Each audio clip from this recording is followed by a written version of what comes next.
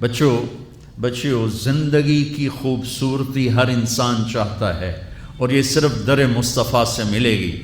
ایک اچھا بیٹا، پہلی شکل ہے اچھا بیٹا، اور میرا نبی کہہ رہا ہے کاش میرے ماں باپ زندہ ہوتے، اور نہیں تو میری ماں زندہ ہوتی تو تم دیکھتے میں کیا کرتا۔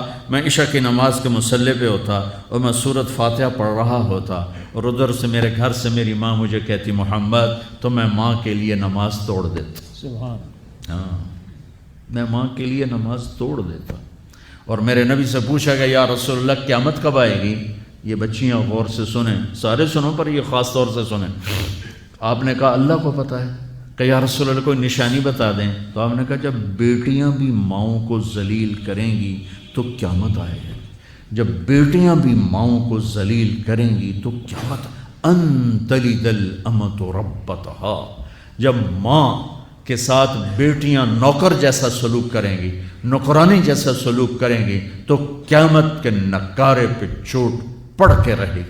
یہ نہیں کہا جب کفر پھیل جائے گا اور جب اسلام بٹ جائے گا، حالانکہ قیامت اس وقت آئے گی جب دنیا میں ایک مسلمان باقی نہیں رہے گا۔ یہ واقعہ کی سنگینی کو بتانے کے لیے فرمایا جب ماؤں کو ذلیل کیا جائے گا قیامت آ جائے گی۔ میرے نبی نے فرمایا عمر تیرے دور میں ایک شخص آئے گا اویس، اس کا قبیلہ ہوگا مراد، آگے سب کاسٹ ہوگی قرن، اویس بن عامر، اسے دعا کروانا، وہ کالے رنگ کا ہوگا، چھوٹے قد کا ہوگا، اور اس سے دعا کروانا، دعا تو بھی کروانا، علی تو بھی کروانا، علی اور عمر اویس ان کے لیے دعا کریں۔ انہوں نے پوچھا کیوں؟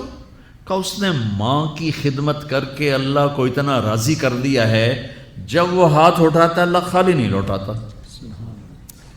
اللہ کی قسم عمر و علی کو اویس کی دعا کی ضرورت نہیں تھی، امت کو پیغام دینا تھا کہ مائیں ذلیل ہو رہی ہیں آج، اور باپ جوان اولاد سے چھپتے پھر رہے ہیں، تو میرے رب میرے نبی نے یہ آگے پیغام دینا تھا کہ نبی ہو کر رسول ہو کر کہہ رہے ہیں کاش ماں ہوتی تو میں اس کے لیے نماز توڑ دیتا۔ آپ کو 8 عورتوں نے دودھ پلایا والدہ سمیت، ان میں ایک ایمن بھی ہیں، آپ کے والد کی باندی۔ تو گھر میں تشریف فرما تھے، ایمن بیٹھی تھی حضرت عائشہ، تو ایمن کہنے لگی یا رسول اللہ پانی تو پلا دیں۔ تو اللہ کے نبی ایک دم اٹھے تو حضرت عائشہ ناراض ہو گئی، ایمن اللہ کا رسول کو کہتی پانی پلا، تو اور کیوں نہ کہوں، میرا بیٹا ہے میں نے دودھ پلایا۔ تو حضرت میرے نبی نے کہا ہاں عائشہ یہ میری ماں ہے، اس کا میں نے دودھ پیا ہے۔ آپ اٹھے، گھڑے میں سے پانی بھر کے یوں دونوں ہاتھوں سے حضرت ایمن کو پیش کیا جو حبشی باندی تھی، چونکہ دودھ پیا ہے تو ماں کا لفظ صادق آ گیا، تو بجائے اس کے کہ برا مناتے آپ خادم بن کے اپنی ماں کو دودھ پلانے والی ماں کو آپ نے، حضرت حلیمہ سعدیہ تشریف لائیں، آپ نے اپنی چادر بچھا کر اس کے اوپر بٹھایا۔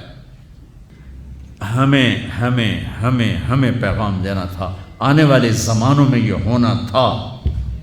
سبحان اللہ۔ امام ابو حنیفہ کا نام تو سب کو معلوم ہے نا، ایک اور عالم بتاتا ہوں، عبد الرحمن بن ابی لیلہ، ان میں علمی کھٹ بڑھ تھی بہت زیادہ، آپس میں بنتی نہیں تھی۔ تو ابو حنیفہ جیسی ہستی جن کے کروڑوں فالوور آج ہیں، ان کی ماں کہتی نعمان یہ مسئلہ ہے جا کے عبد الرحمن سے پوچھ کے آ۔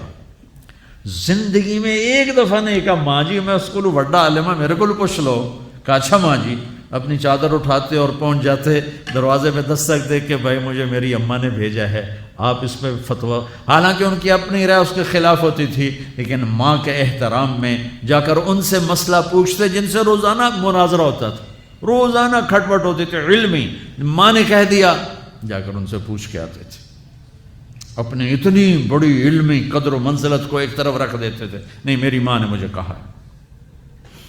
تو آپ سب نوجوان ہو، ماں باپ زندہ ہیں تو ان کی دعا لو، آہ نہ لو، دعا لو۔